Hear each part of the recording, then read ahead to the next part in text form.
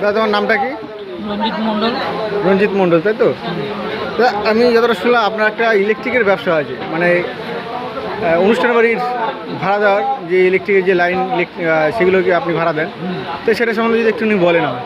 হ্যাঁ, আমার এই যাবতীয় বিয়ে বাড়ি, জন্মদিন বাড়ি, বড় বড় অনুষ্ঠানের যাবতীয় কাজ আমি করি এবং লোক দিয়েও করাই, ঠিক আছে।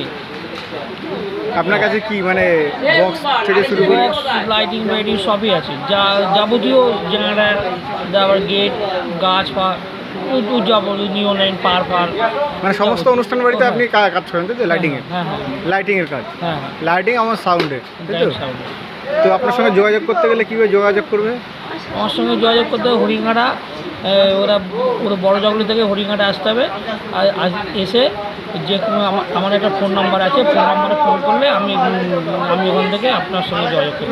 আপনার ফোন নাম্বারটা যদি একটু বলেন। হ্যাঁ, 9609217358। আর একবার বলুন। 9609217358। আপনার ঠিকানাটা বলেন একটু। আমার ঠিকানা সুবর্ণপুর, হরিঙ্গাটা, নদিয়া। সুবর্ণপুর কত নম্বর ওয়ার্ড? 3 নম্বর ওয়ার্ড। 3 নম্বর ওয়ার্ড, তাই তো? আপনার নাম বললে এসে সবাই দেখে দেবে। অবশ্যই অবশ্যই, সারা হরিঙ্গাটার লোক আমাকে চেনে। বাইরেও কাজে গেছিলাম, বাইরেও কাজ করি আমি ইলেকট্রিকের।